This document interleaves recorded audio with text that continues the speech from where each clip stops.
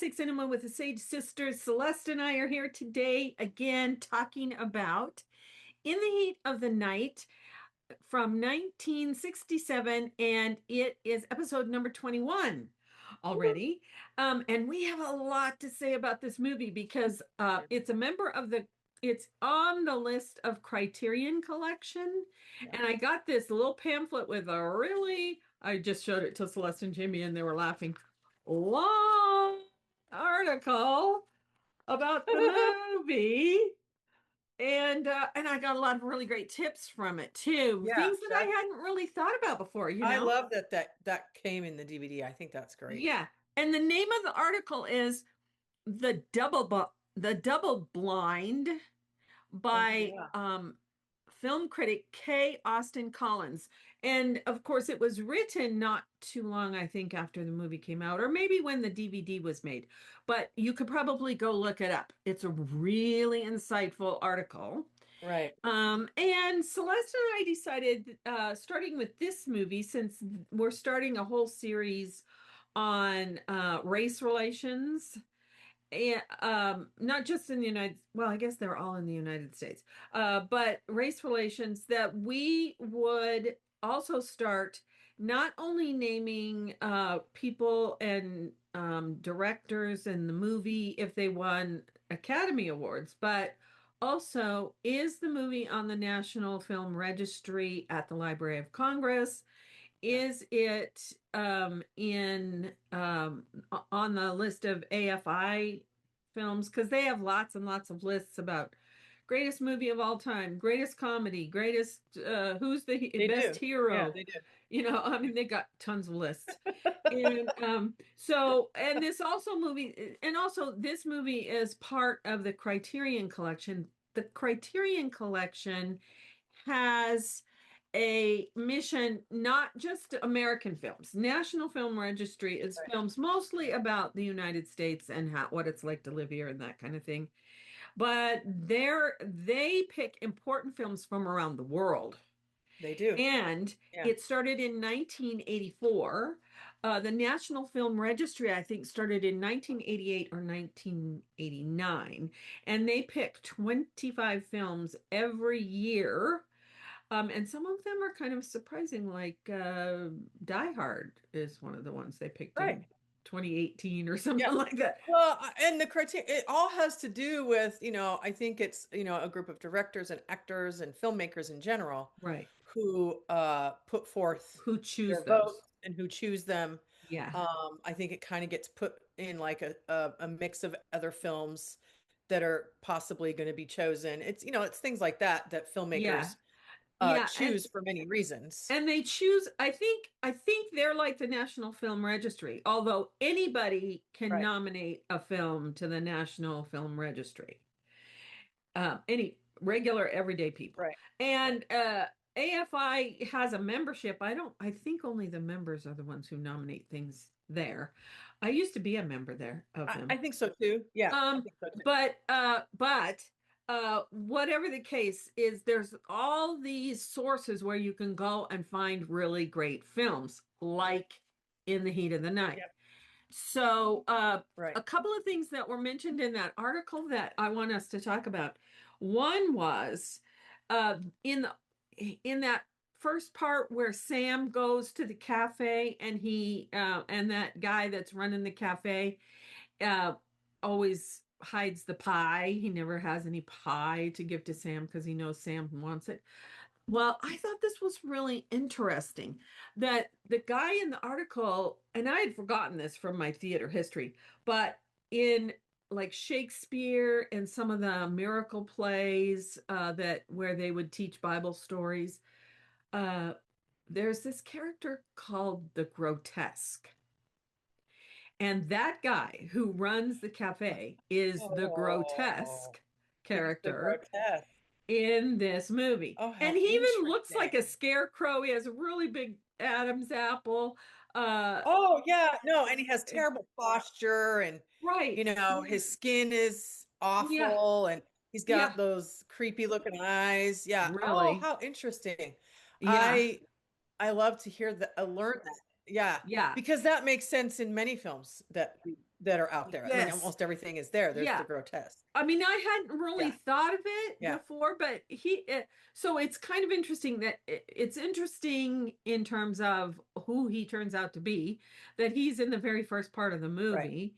And the other thing was about the focus on Sidney Poitier's hands. Like Very much so. when Yeah. he is examining Colbert's body, and how Yeah. he handles the body is so careful with it, but it's all focused on his hands. Yeah. It's not focused on his face. Right. It's focused on what his Right. hands are doing. Yeah, Right. so that was another really interesting thing. Now, should we read? Do you have the description? I forgot to get I it. I do not. I have it up now. Oh, I you got to do? get right back to it. Read the Yeah. description, and then we can talk about who's in the movie. Okay. So this is the brief description. A black Philadelphia police detective is mistakenly suspected of a local murder while passing through a racially hostile Mississippi town, and after being cleared, is reluctantly asked by the police chief to investigate the case. Yes, because And that's a great brief description because, you know, the way the movie starts, it starts in the cafe with these two, with the police officer, Sam Wood, and then, the bad yeah, guy. right. I shouldn't say the bad guy. We What do you call it? The grotesque. He's the Yeah, grotesque. I'm not sure And you we can ever hear tell that his we, name mentioned. I'm If not sure we do. No, we if do. And it's at the end, I, maybe. I think it is at the end because um you can tell that he and Wood have a strained and a little bit of a, you can tell there's something going on with the two of them. Yes. Well, And it seems like the guy in the cafe just likes to tease him and to, hide the pie that he knows Sam wants. He's oh just yeah, mean. oh yeah. He's mean to him. He's mean to He's, Sam. well, I kind of, oh, it's Ralph. That's his name. I didn't write that one down. The cafe owner is Ralph. Yeah. So Sidney And Poitier and so, Rod, then, the Wood leaves, goes right, for his rounds for the small town because it's just a little podunk Mississippi town.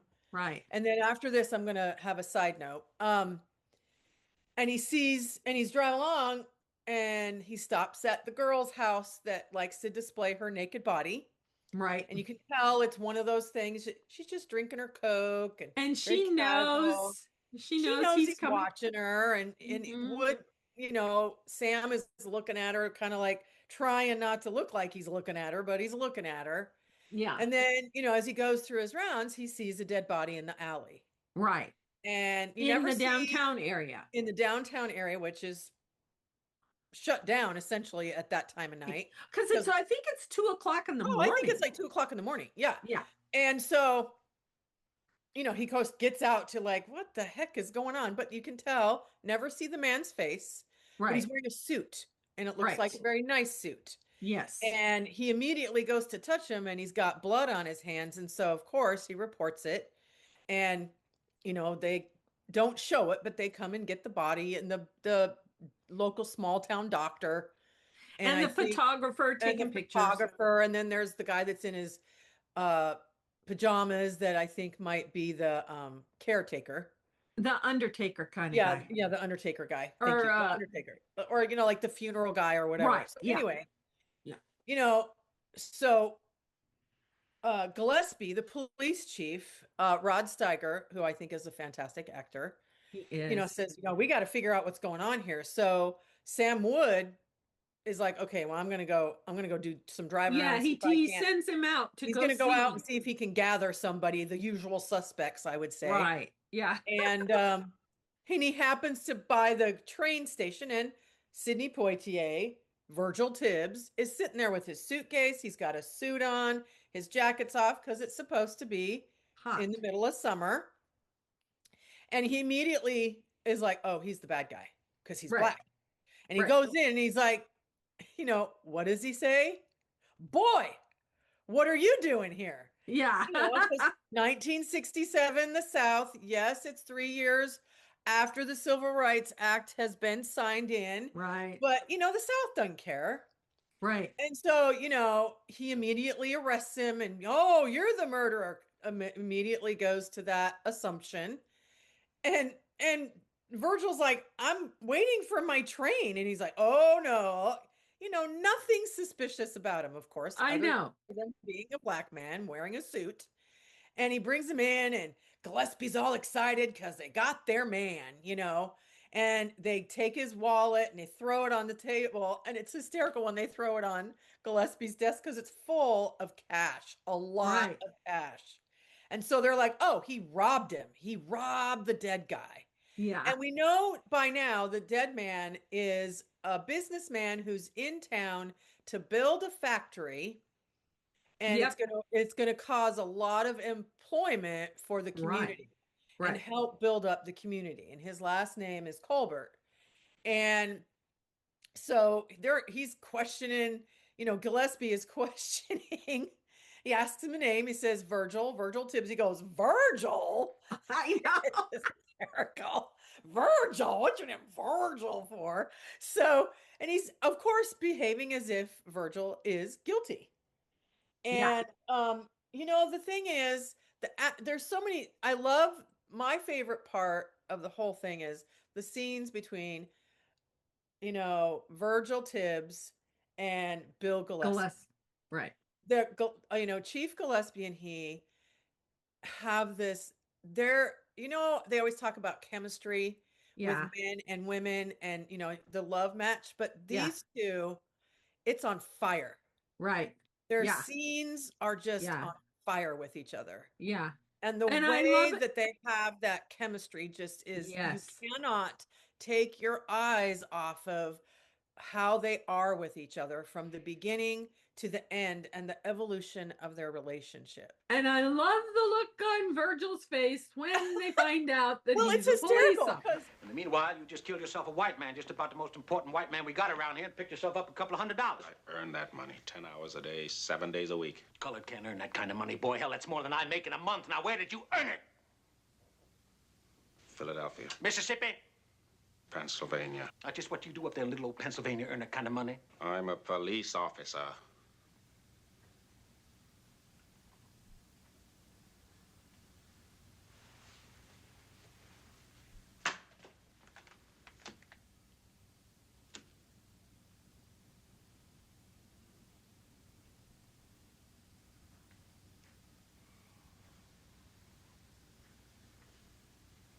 that's the other thing that's important too. When he sees all this money in his wallet, he's like, that is more money than I make in a month. He says that even. He says Now I it want right to say away. something about that right now because you're talking about the relationship between the Right. two guys. Right. And this article talks about this is a story about how the North sees black people. Now Right. it's not perfect, but Right. how the North and how Right. the South. So it's a North It's against the very South contrasting. kind of thing. Absolutely. It's a contrast. For Yeah, sure. and the two characters embody that. They do. That's exactly, this isn't really a story about a murder.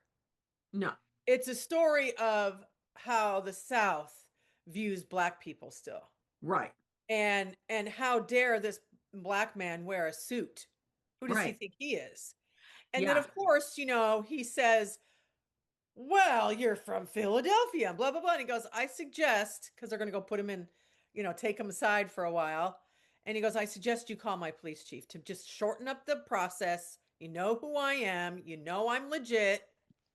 So, they don't show him calling the police chief. And so he's sitting out in the lobby, and Gillespie calls him back in, and he goes, and he hands him the phone. And he's like, okay. And so Virgil gets on the phone and he's going, what? You want me to what? It's so hysterical. And, Gillespie's all, I got you, And then When of you course you finish find that, out I want to say some. I want to and say of course something you about. find out that Gillespie has asked, because he finds out that Virgil Tibbs is a homicide expert. Yes. And he knows he needs his help to get this resolved. Yeah, now I want to say something about So that.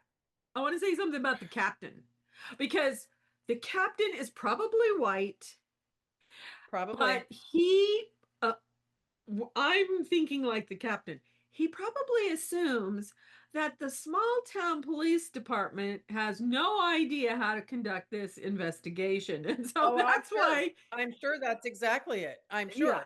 And really honestly, you get the impression that I get the impression too that maybe Gillespie hasn't been there for very long that's right. and Because he's he, trying to make an impression that he can get the job done and right, get it right. done in a timely manner. Yeah, But the because it is side note, mentioned a couple of times. Oh, oh you yeah, know, they kind of like act like he's he this hasn't brand new been there guy, long. right? Yeah, But this is important. That has nothing to do. This film, Sidney Poitier asked them to not make the film in Mississippi right. because some years prior to that, he and Harry Belafonte were in Mississippi and they were confronted and By a the very KKK. scary situation happened to them when they Yeah, were just walking back to their hotel.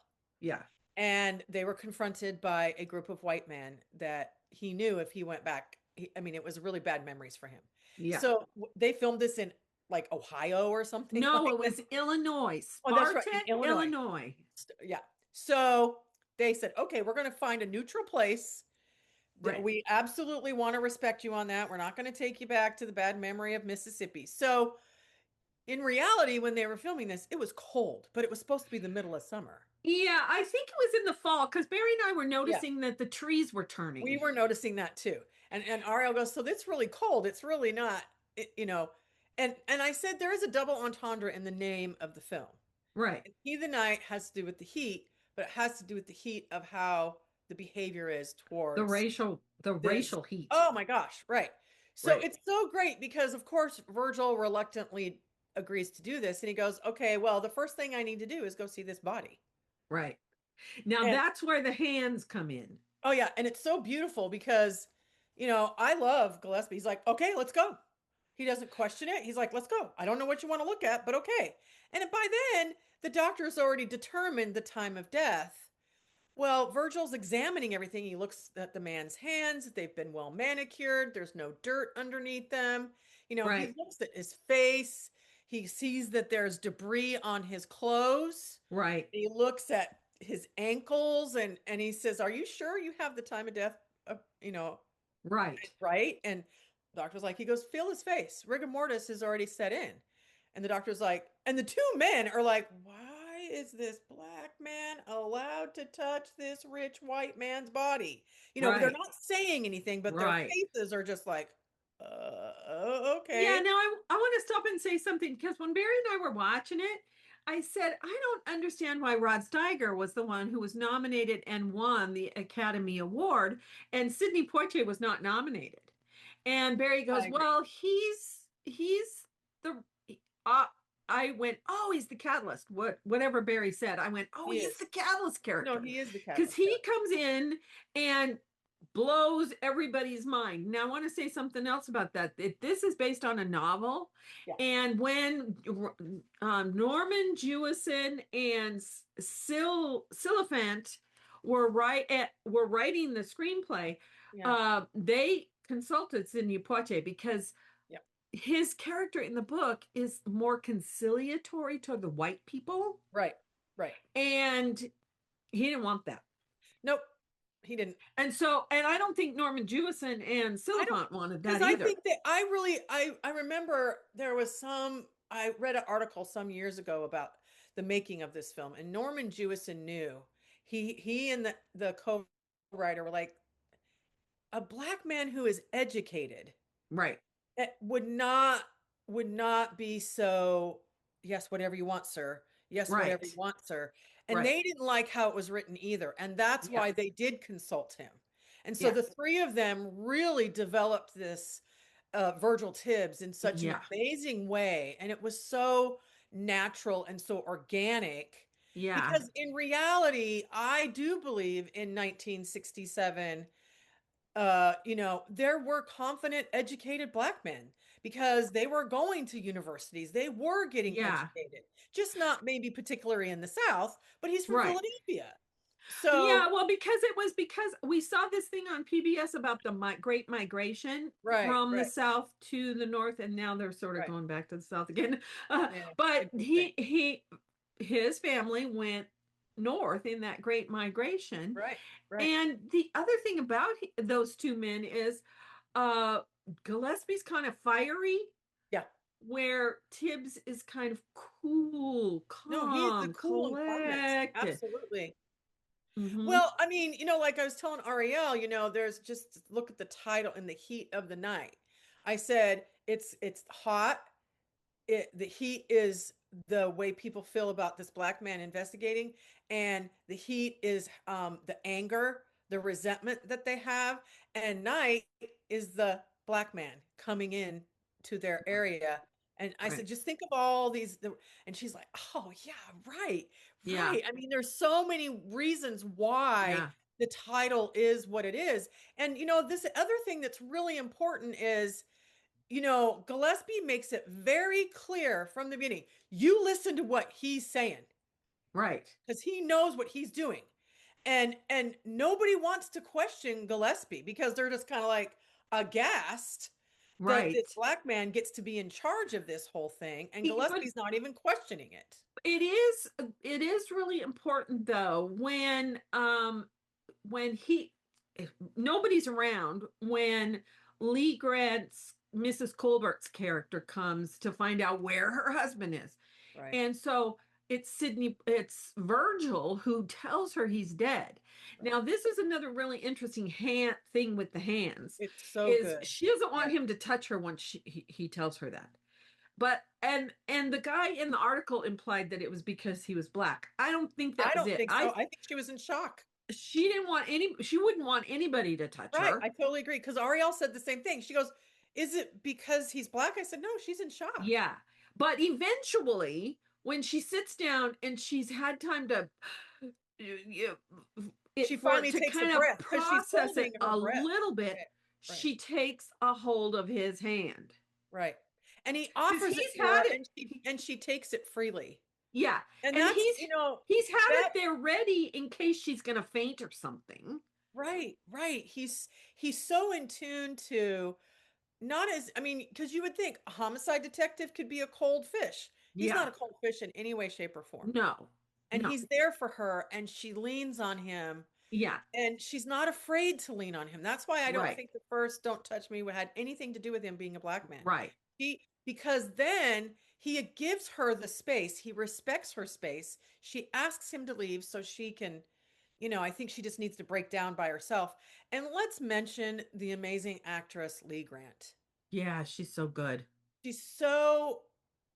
Dad loved her. I don't Oh know if you yeah. ever knew that Dad loved her, but I think he And would. she was blacklisted She was blacklisted. I was going to say from that. the She was time that she was blacklisted 26 or when she was something. 26 years old. She was married to this man that was suspected. She wouldn't testify against him. Right. And so they were like, okay, you're blacklisted. So she took 22 years before she made another film. Well, I think she said it was 17. I thought she did stage work.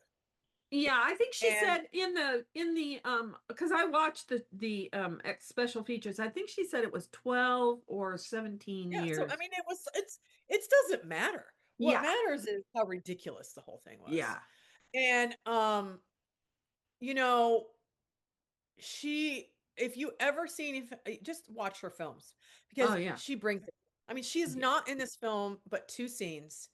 3 And scenes. well, 3, I guess that's true because she absolutely tells Gillespie because they were getting ready to send him away. Okay, She's talking to the mayor. yeah, you've examined the body, blah blah blah. She knows they want to get rid of him. So Yeah. she, without anyone's knowledge, we don't see her do this, but Gillespie gets called to talk to the mayor, and the mayor's like, And she's there. this is what she wants. And Gillespie's like, what? She goes, I do not want that Negro taken off this case. He's the only one that's going to solve this. And I know it. Yeah. I want to know why and who killed my husband. And she's still, very broken up about the whole situation. Yeah. So I love what she says. if you don't do this, I will pack up my husband's engineers Right. and I will leave you to yourselves. Yep. I'll leave you to yourselves. This business will not happen here. Right. And it's kind of like they know the community needs it. So it's like, and the mayor's like, and the mayor doesn't even really want, you know, Virgil Tibbs on the case because he's a black man. Right. You know, and he's like, well, but we got to do what the rich lady wants, so to speak, Yeah. you know. So, Yeah, he says to Gillespie, I know you don't want him, but you need right. him.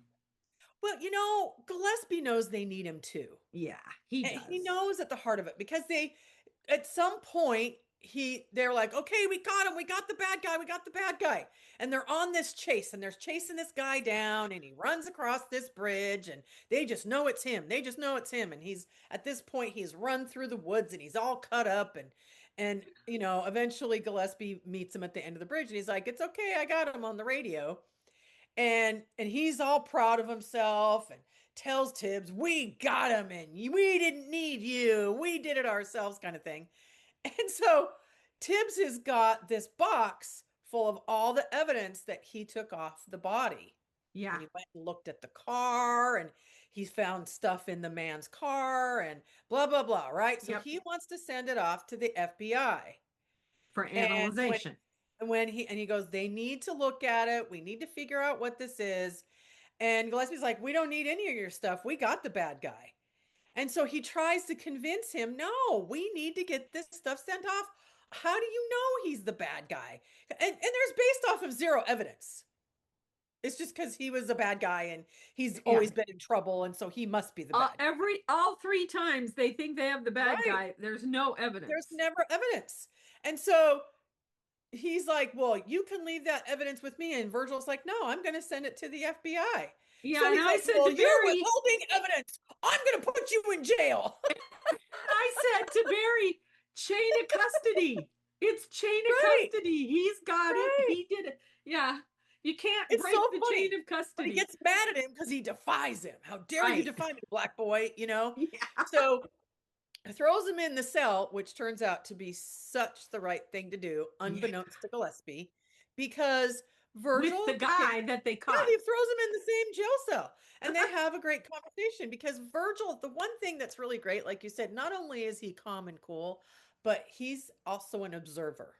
Right. And he listens to conversations. And Right. they don't think he's worth anything. So Right. they just have these conversations in front of Right him. in front of him. Right in front of him. And Yeah. and they're like, he's of no consequence. We don't give a crap. But the other thing you also get very clearly about the rest of the police officers that work at the station is they're dumb clucks.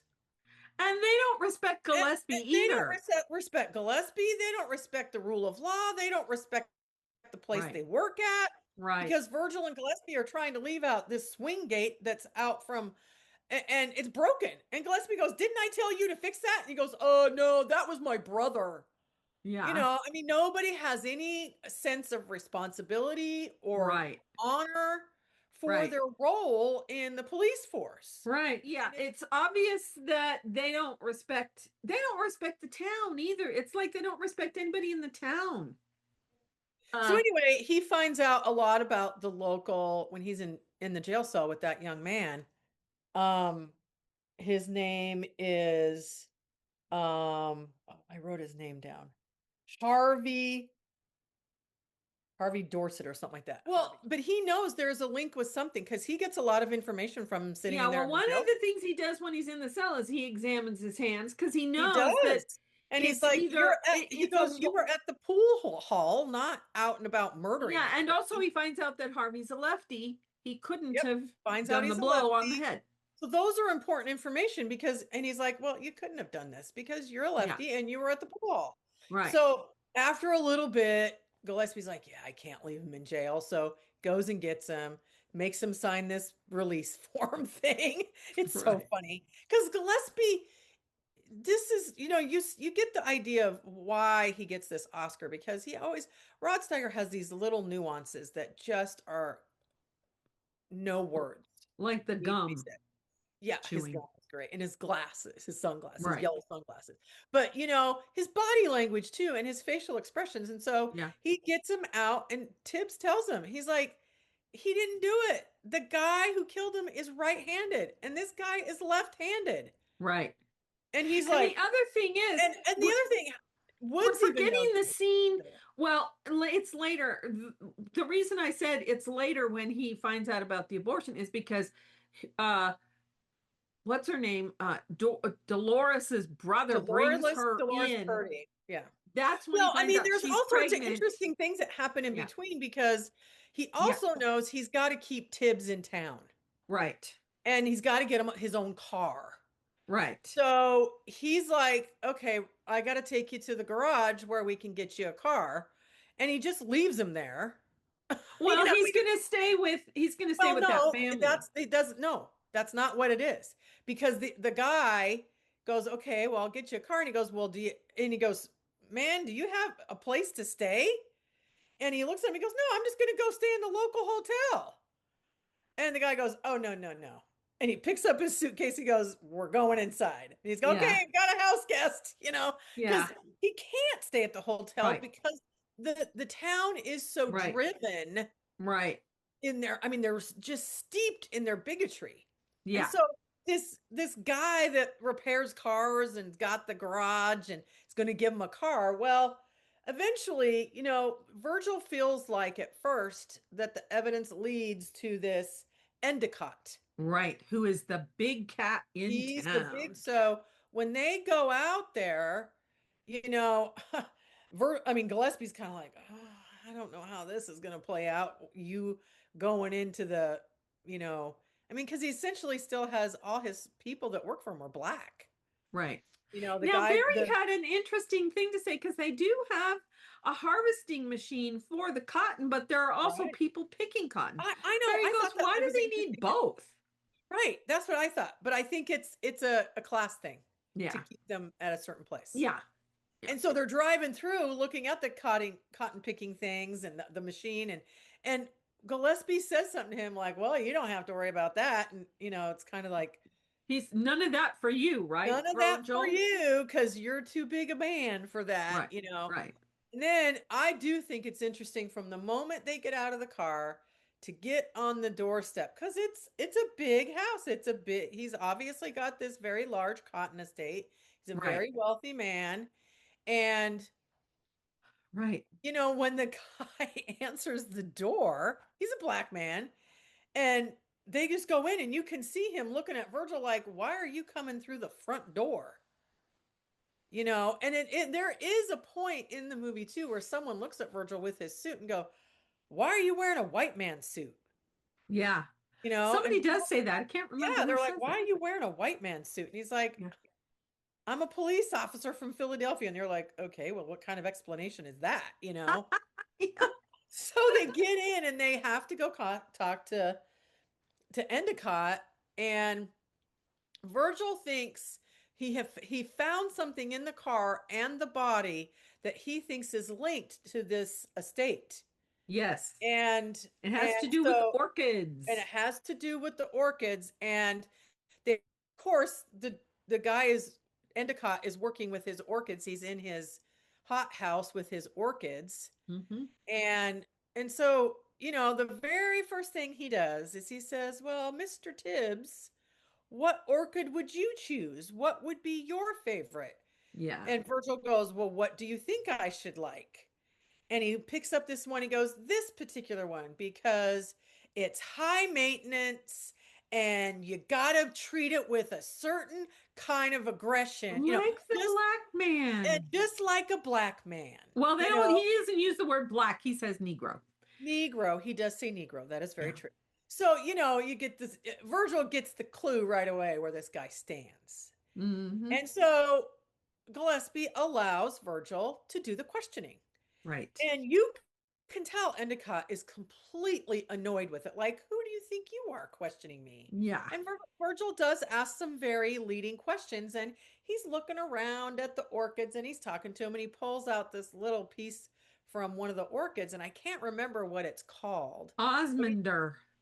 Yeah. He says, what is it? And he tells him, and he's like, that's what I found on the body. Right. He's kind of like, and in the car. And in the car. And Gillespie's kind of like, what? because he'd already told him what he found. And so he comes over and he starts to question him about this particular piece of evidence, and Endicott slaps Tibbs. Was Mr. Colbert ever in this greenhouse, say last night about midnight?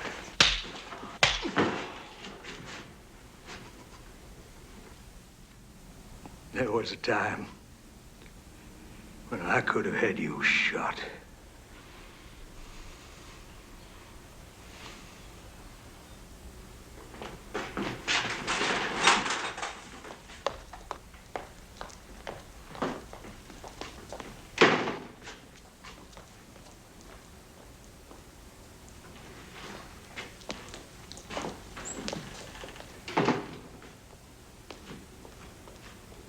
Now, the most important part I think is beautiful is that was not supposed to be a part of the scene where Tibbs slaps him back. Right. But for Sidney- some, and I know why, Sidney Poitier decided it was just his instinct to do that. And it's a beautiful scene because everybody's in shock. The three men, except for Sidney Poitier. But Sidney Poitier, his eyes are big. He's on fire. It's the first time you really see a temper come from him. Mm-hmm. And he is not going to be put up with that or be treated that way. Right. And I love it when Endicott says to Gillespie, "What are you going to do about this?" And he stops chewing his gum and he goes, I don't know. And he's like, "Well, you better do something about it, you know." He and then says, they "I'll remember you said that." I remember. Yeah. Yeah. And But the Gillespie thing I doesn't- want to talk what I about like- is what the I- what I butler. love. So I love how Gillespie isn't even afraid of that, though. That is one thing I finally noticed. He's like, "I'm going to remember you said that." And Gillespie's like, "Whatever." Yeah. And they leave together. And the butler's coming in because he's ready to bring them all lemonade. And I love the butler when Endicott starts to cry, and the butler's like, "Oh man, you." Oh, win." yeah. He No shakes his head. dialogue. He just shakes his head like, "Yeah, you boo-hoo, you." You got Yeah. But I think it's really interesting to hear that he really was in tears from that for many reasons as an actor. And I think that the group decision to keep that whole scene there and how Yeah. spontaneous it was, and it was their spontaneous dialogue that brings that movie up to another level. Yeah. And it really does. brings the relationship and Gillespie and Tibbs in another level as well. Right. Because I think it's at that moment that Gillespie realizes this guy means business and he will not be messed with. Right. And even when because it's after he slaps Endicott, that the white guys are out to get him, and they're and they are so weird. They're driving all over everywhere trying to find Tibbs. It's like they're not even thinking about now, where might he be? I know. And then they eventually find him and they're up behind him because he's in his car. Right. They're ramming him. But you know, it's such a great scene because you can see Virgil's like, "What am I gonna do to get out of this?" Because they're out in the middle of nowhere. Yeah. And they end up running him off the road. They end up at this warehouse and they've got their chains and their whatever. And they're going to get you, boy. How dare you do what you know? I mean, like they think they're something else, you know? Yeah. But Now, that's a really I important forgot thing how to do. Gillespie gets the clue that he I don't even know if that's mentioned, Lucinda. 'Cause he I ends was up- gonna say the same thing. Yeah, I kind of forgot Because how that somehow happened, even he though I ends up watched it. there and he saves Virgil. Yeah, he saves Virgil. And he beats up those boys and tells them to get their butts out of there. Right. So, you know, Virgil, of course, is grateful, and another level of their relationship that I think is important. But he just acknowledges that he did it. He doesn't say anything Right. to Gillespie, and then he leaves. Yeah, he just looks at him. And, well, I'm sure his adrenaline is crazy. Oh yeah. And he goes and gets in his car and he leaves because that's another one of those chemistry fire things. He and Gillespie don't have to talk all the time to get each Right. other. Right. Because I know at some level Gillespie knows the more I protect this black man, the more my butt is going to be in a slinger. Yeah. He knows it. He knows Yeah. at some level this town will not accept that. Right. Because when later it gets found out, they're at the police station and they were like, "Man, our previous police chief would have never let that happen. They would have shot him and said it was self-defense. Right. Yeah. And Gillespie's like, well, I didn't do that. Right. Too bad. Yeah. But it's as I think it's soon after that Purdy, he and his sister's the Right. one that loves to do these things with the men, and I think she's just bored out of her mind. Well, she says her brother works nights and Yeah, he she's works home and the alone. brother drags her in, and he only wants to talk to Gillespie. Right. And he's pissed off. And by then Virgil knows that she's the one that parades around with nothing on. He's got it all figured out, because isn't there a scene where Woods is driving him someplace and they take the long route? they get in, and Gillespie comes too, and Virgil asks him to drive the route he drove on Tuesday night when the guy got killed. Right. And but he doesn't go past her house. That route. He doesn't do the route. And Gillespie's like, why did you do that? And Virgil goes, because he didn't want to drive by Purdy's house, which he found out about her from the guy that he was in the jail cell with. And he's like, she likes to basically display herself. And Gillespie's like, what? He's like, how do I not know this? And this is the other thing I think is a key important. Nobody communicates with each other. I know. Right. The police don't even communicate with each other. Nobody's talking to each other about anything. And it's so ridiculous. You just go, how do they get anything done? I know. Because he doesn't even understand his own officers, which may be another sign that he's new. Right. Because he doesn't even really know their patterns, who they are. Right. He probably doesn't even know if they have families or not, right? Right. So Purdy brings his sister in, and she's the girl that stands at the window, and he has Tibbs come in.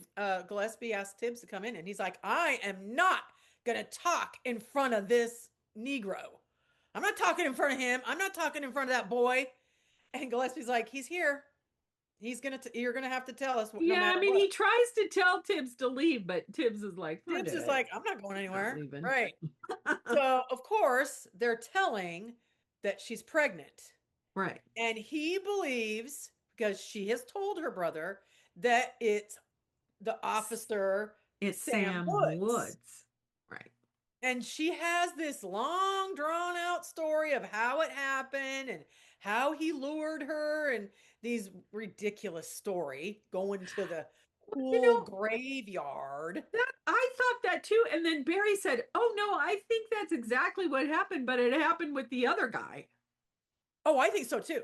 No, I was like, oh yeah. Ariel and I got to talking about it, and Ariel goes, I bet it happened with the creepy guy. Yeah. So anyway, which if I were her, I'd be picking Sam Woods over the other guy. Oh, but you know what it is? I also think something else too that I'm going to say in a second here. Okay. I think she knew she was in trouble. She's trying to keep a secret. She's got two secrets to keep.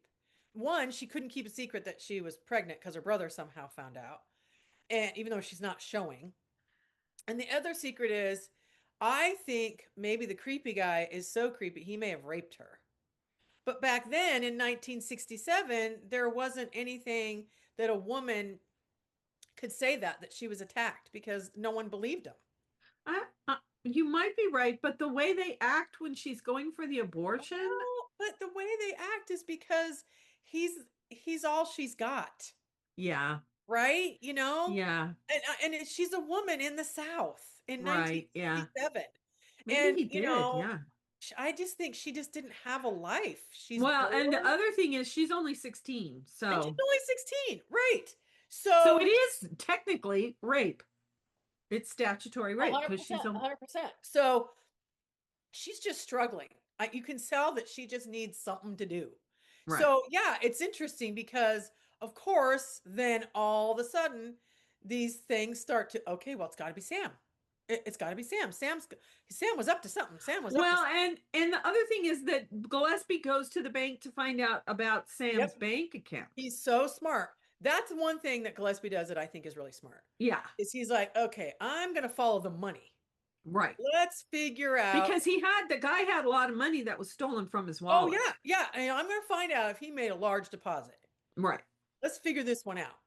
And so somehow Sam did, which I think he was a gambler.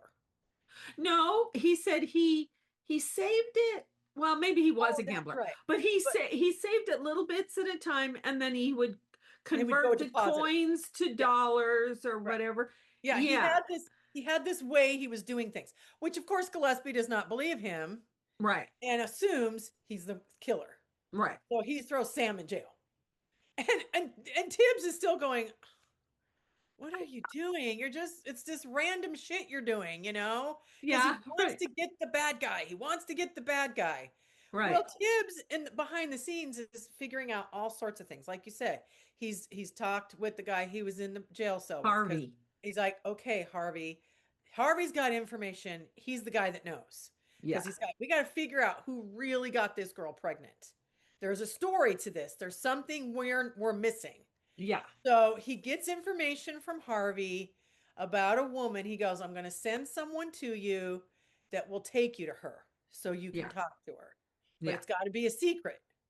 Right. And he's like, okay. So all this time's going on. Gillespie's trying to get Tibbs to leave because he Right. knows at some level his life is in danger. In danger. Yeah. And he's like, if you don't get on that train now, you're going to make a bigger mess than we got now. You Right. gotta go. And Tibbs is like, nope, I have to solve this. Right. And I think because he knows he heard that information about the girl being pregnant, he knew something wasn't going to be good. Yeah. Had to get him out of there. But he wouldn't do it. Tibbs wouldn't do it. So to keep him safe, he takes him to his house. And this is one of the most amazing, the camera angles, the shot. Yeah. It is so, it kind of brings tears to my eyes because he's such an amazing actor. And he's laying on the couch and Right. Tibbs is in the chair and they're, I think they're kind of trying to sleep because it's really late. Well, I think they just had dinner too. And he said, yeah, I think so too. And I think, and I love, he goes, you're the only, and this is such an important part of the dialogue. It is. You are the only human being I've had in this house. Yeah. I'm here by myself all the time. And he sits up to get another drink and he offers one to Tibbs and Tibbs says no. And he's in this house with a black man sharing thoughts and a drink. And how lonely he is. How lonely he's vulnerable. He says, I don't have any kids. I'm not married. I'm here by myself. Like a stranger in a strange land, he feels almost, Yeah.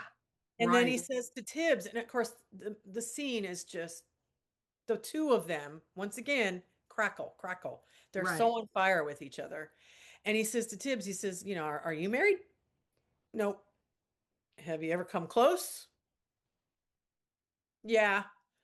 He says, well, I'm just as alone as you are. I'm not alone. And he gets really mad because he realizes he had a vulnerable moment Yeah. with this man.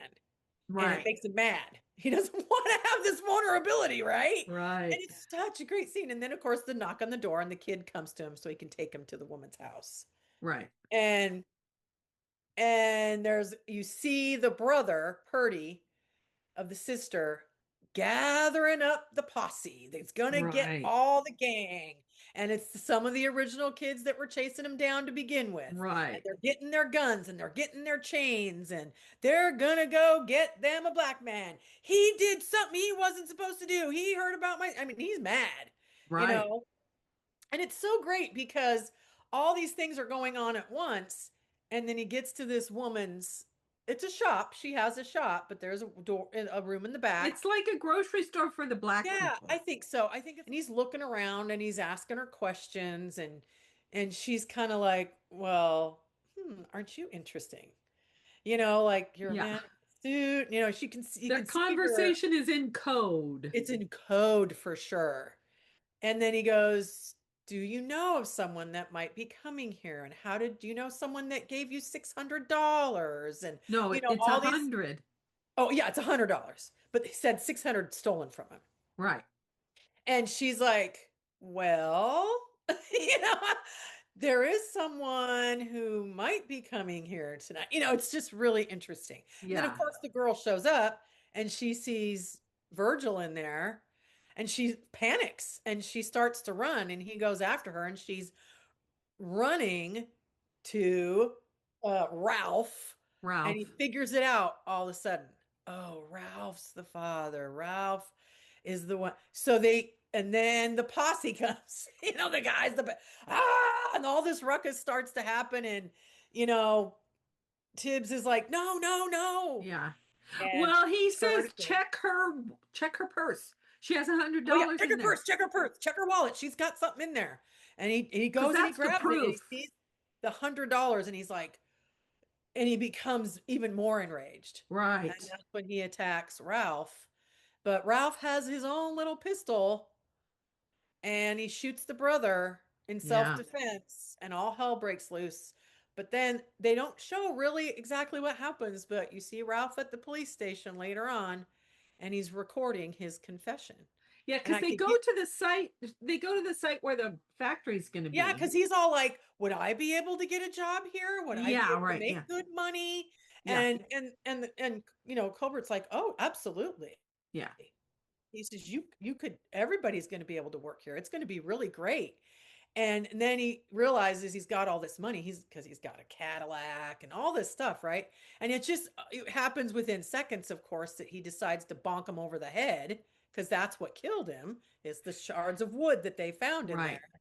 And Virgil found it later too. He's like, this is what the murder weapon was. And so he tells the Right. whole story. And he goes, I didn't know I was going to kill him. I didn't mean to kill him. I didn't mean to kill him. I just wanted to knock him out and get his money. Right. He goes, so I knew I had to do something with the body.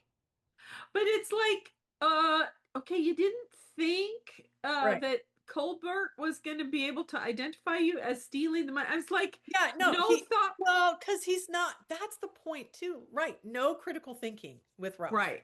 A lot of people don't have critical thinking none of in them this do in movie. the town. That's the other thing that it's that stereotypical, and I hate to say that, but it's the stereotypical that the Southern people just aren't bright. Yeah. They're not that smart. Right. They're all hicks, and that's the contrast of the film as well is Virgil being he speaks eloquently, he dresses like a white man, because Yep. that's what the guy that's going to get him the car and says, no, you're going to stay with that. I mean, he's looking at him like, why are you, I think he might be the one, why do you dress like a white man for? Yeah. Right. Maybe he does say that. I mean, it's just, and the slowly but surely, as you see Rod Steiger dealing with him, the reason why he wants them to leave, not only because he wants to solve the murder himself, he wants to save his life. Yeah, he doesn't want another mess. He's really come to respect him. Yeah. And he just wants to save his life, Right. Yeah. And then when all this happens and the guy's confessing and now, you can see Gillespie just looking at him like, wow, you knew all along, and then he's like, kind of like, now can I get you to the train station? Yeah. I mean, it's sort of like a little bit like Virgil is doing a class in how to follow Right. the evidence because at Right. one point he says, I wanted it to be Endicott for personal reasons. Yeah, and he's totally honest about it. Right. Yeah. It was personal. But the evidence didn't match, didn't Right. fit. Right. And so he's following the evidence and that's how you find out who and he the follows murderer the is. evidence with integrity. Right. He didn't let the personal Right. keep him in the dark about it Right. just to keep him framed up. Right. He didn't let that cloud him at all. He Yeah. knew and this is the thing, like when we got done watching it, Ariel goes, you're right, Mom. It's not a story about solving the murder. It's a story of the Southern view of Black men and Black Yeah. people. Yeah. Because and that's an interesting scene too when they're heading to Endicott's house and Virgil's sitting in the front seat with the police Yes. officer. Yes. And he's like, none of this for you. And you can see the people in the fields and they look up at the car like, What the heck? why is that man heading to the big man's house? And why is he sitting in the front seat? And he's in the front seat without any words. Once Yeah. again, Right. but it's so fascinating to me because really, you don't get the impression that Gillespie is stupid. You get the only thing I really get about Gillespie is he's just trying to make his mark. He wants Yeah. to have security.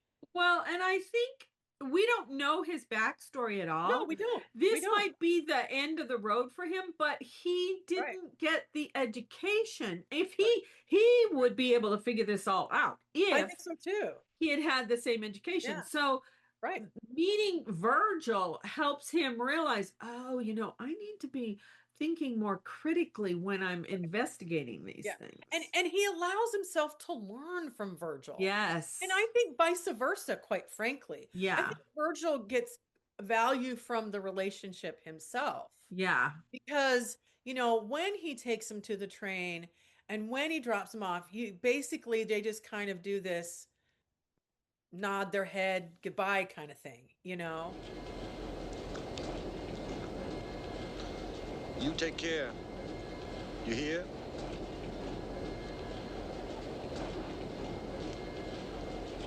Yeah.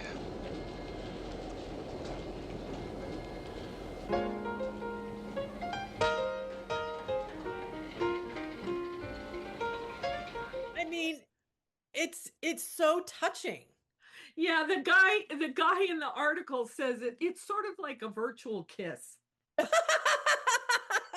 Or a hug. He gave him a hug. Because Yeah.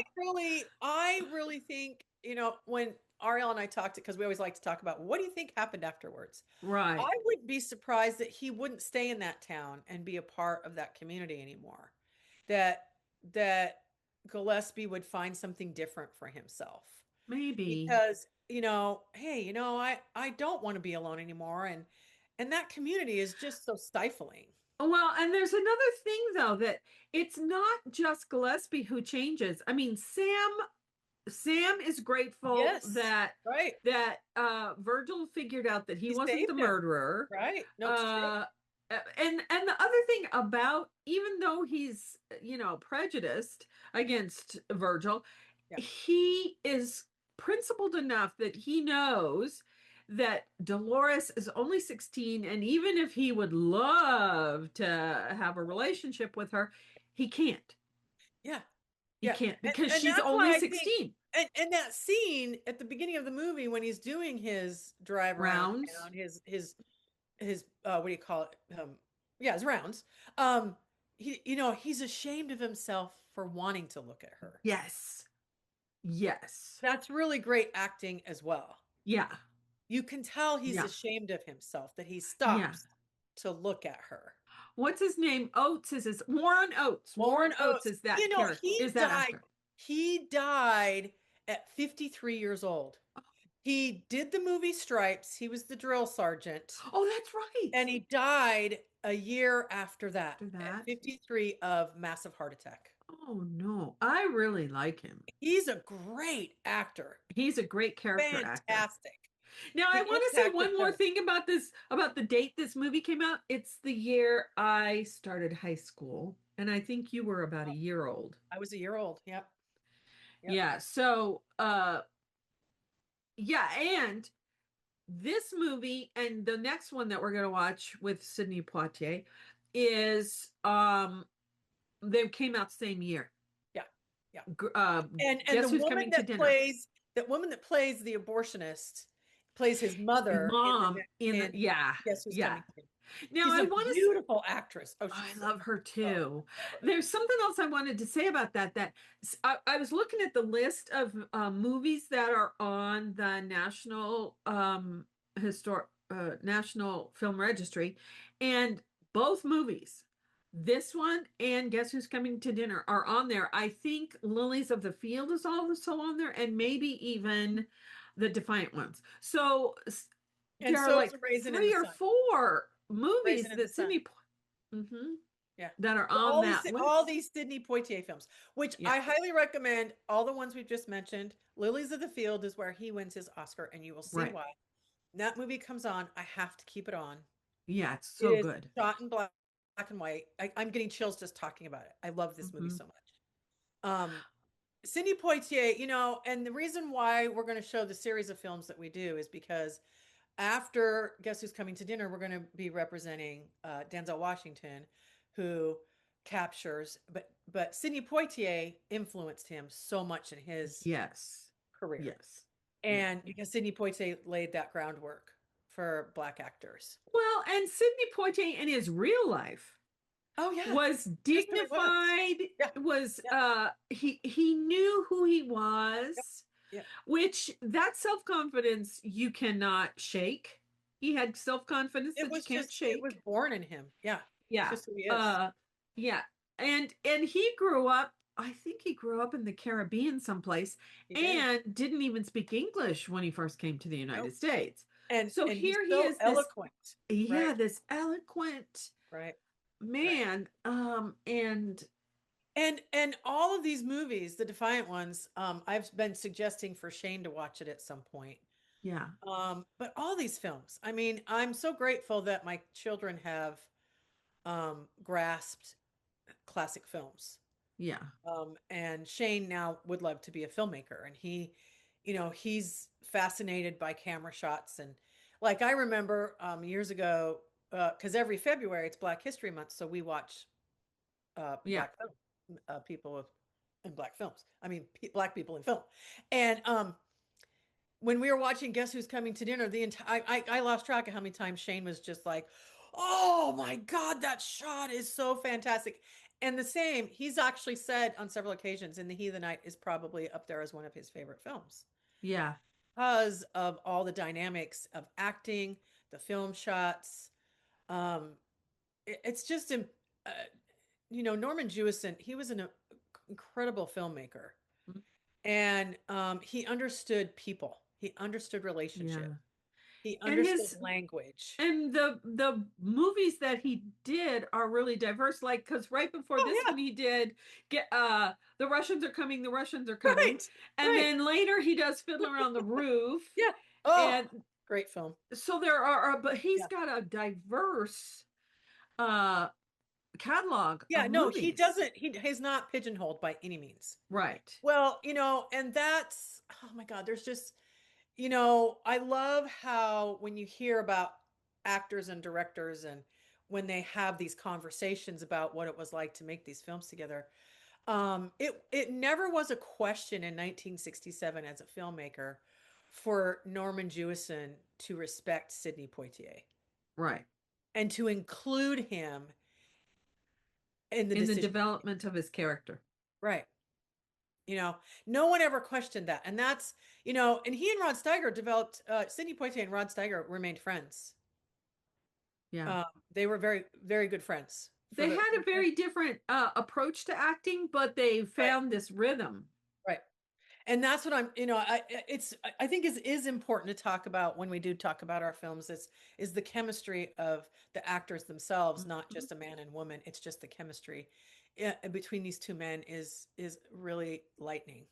Yeah. It really, I was, the movie was starting and I started to say something and I stopped talking and Ariel was like, "It's okay, Mom, you can keep saying it." I said, "No, Sidney Poitier is on the screen. I can't talk." I know. I said, Oh my gosh, you have to see like when he's being attacked, when he's first getting arrested and his whole body language of being alert and knowing he may have to be prepared for anything at this point. And the interesting thing that is he's in town. He says, "I was visiting my mother." So his mother lives in this community. No, he got off the train. He was coming from someplace else. He got off the train. He's waiting for the next train to go. He's making a transfer. He's doing he's transferring to Memphis, I think. Yeah. He's doing a connect. That's right. Yeah. So, but that's still really interesting. Well, his mom doesn't even live in Philadelphia. Right. know? So you kind of go, whoa. And how many times has he made this trip? That's the other thing. He's probably Right. made this trip a million times and never had Right. an issue, right? Right. Yeah. Yeah. And that's what I was saying to Ariel. I said he's probably done this trip a million There's times. this other really interesting thing at the very, very end of the movie. He's on the train. They see him sitting on the train, and there's this white woman on the other side of the aisle, yes. and she's looking at him like, "Who are you to be sitting with us?" Oh yeah. Right. Right. Yeah. She's like, It's really interesting. yeah. But the point of it is it's timeless because, Jamie pointed out, he goes, what's interesting is they start to treat him like current immigrants are being treated, and even US citizens are being treated right now. Yeah. You're immediately guilty because of the color of your skin. Yeah. Right. And so we've come a long way, but we haven't. Right. We still have a certain aspect and population that thinks that way. Right. Yeah. And we still have a long way to go. Yeah. We you know. still have a long way to go. Yeah. And I think that's very accurate when Jamie said that. He goes, Yeah. look at how people of color are still being treated by our current, so-called ICE agents, Yeah. They're profiling Yeah. them. And the Supreme Court gave them permission to do that. Yeah. What were they thinking? Yeah, you can profile people. It's okay to do that. So, Yeah.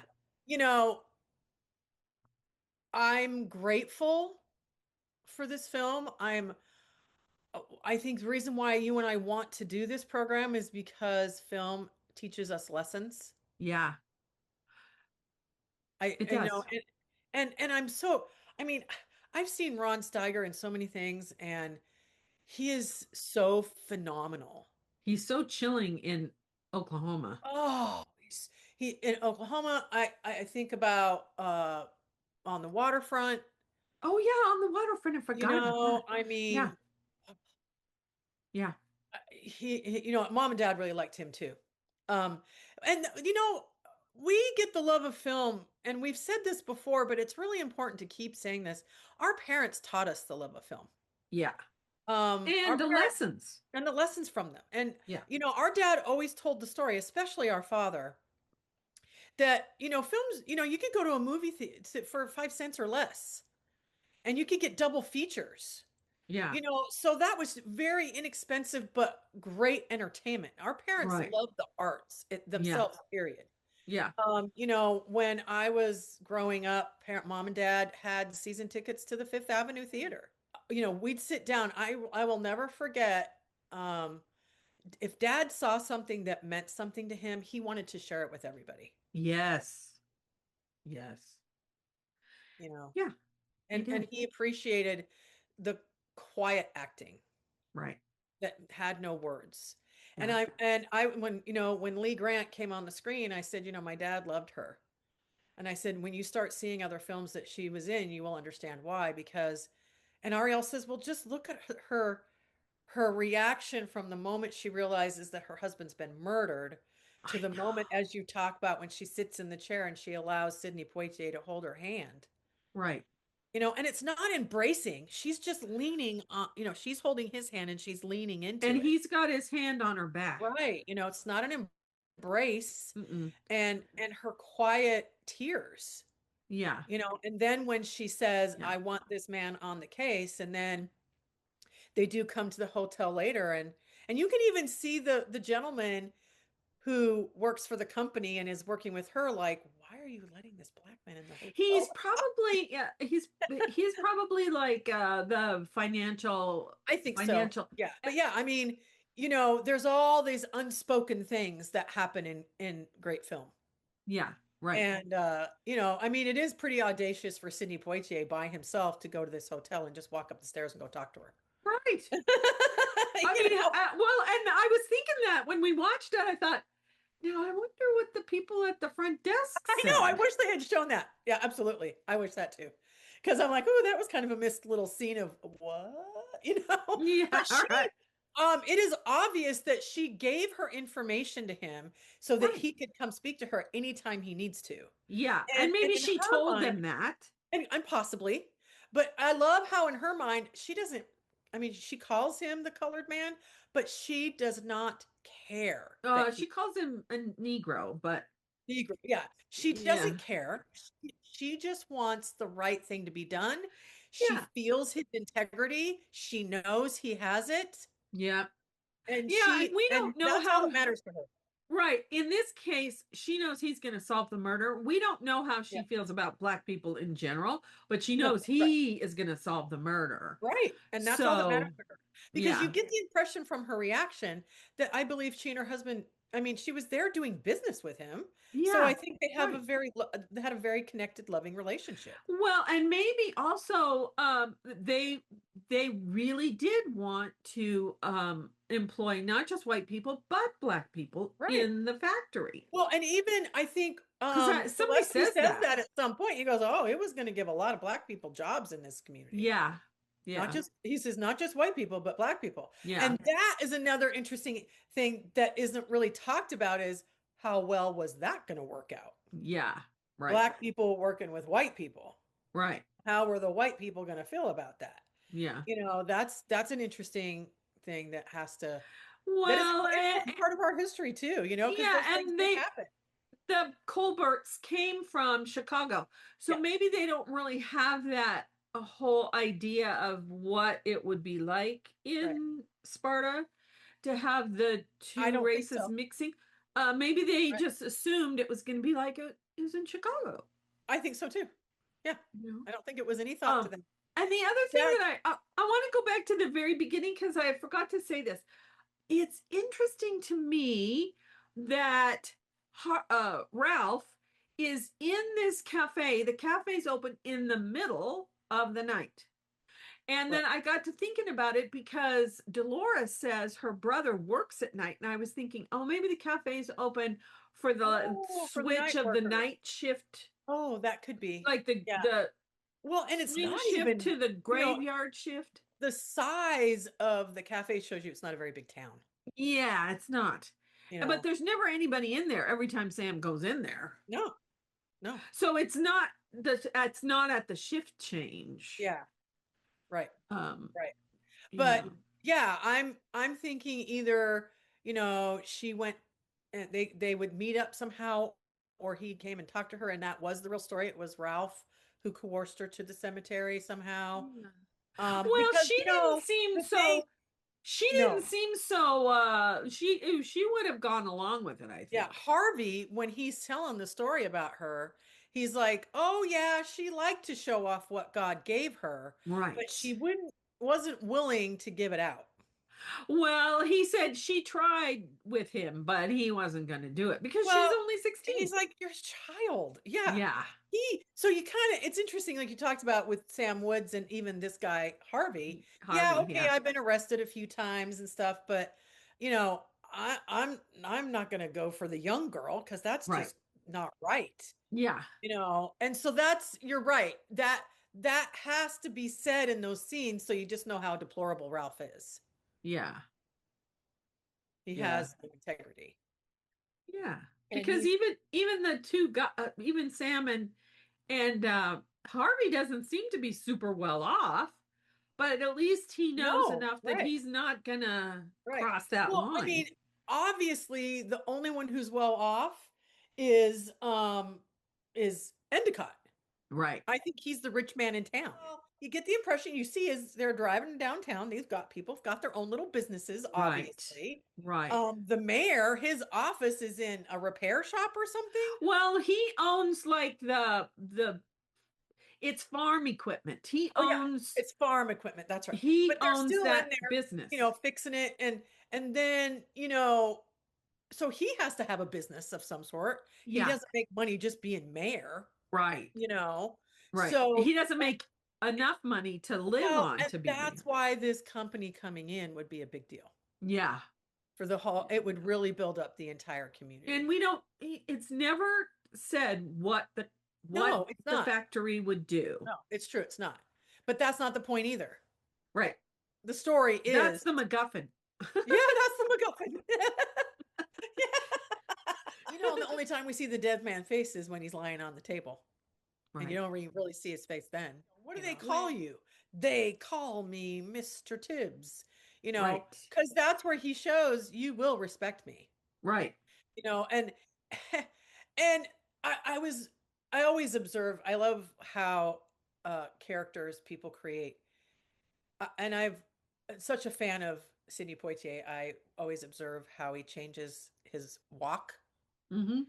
and in this one, his whole posture, and the way he drapes his coat over every little move he makes Yes. is how well groomed he is. Well, and that was the point that the article made about when he's examining the body. Yep. He's very gentle. Very. He Yeah. gently Respectful. unties the shoes and Right. takes off his socks, but it's all very, respectful. It's Yeah. respectful. And He's meticulous at the same time. right. Exactly. Yeah. Yeah. Okay. Well, okay, this has been a fun Oh, conversation. I love this movie so much. And I do too. I remember last year when all of us sat down and watched it, and how Shane, a teenager's point of view of it was really refreshing. Yeah. And how Shane was just like, I think that's one of my favorite films. I love this It's movie. always fun to watch a movie that with someone who's never seen it before. Yeah, I mean, please see this movie, because I would love to hear people's thoughts on what their point of view in a 1967 South black man being the top detective, homicide the detective, smartest guy in the room, smartest guy in the room, or in the town. in the town, yeah. But I once again pay attention to that chemistry between he and Rod Steiger, because it is fire. Yeah. It's beautiful. I can see why they turned it into a television show. Oh, that was Mom and Dad's one of their favorite shows they would watch. Yeah. I can see why they did that. Yeah. So anyway, have fun watching this movie. Yes, and next week or next time, because it's not next week, next time we're going to be watching Guess Who's Coming to Dinner with Spencer Tracy was excuse me, Sidney Poitier was nervous about acting with Katharine Hepburn and Spencer Tracy. Well, I would be.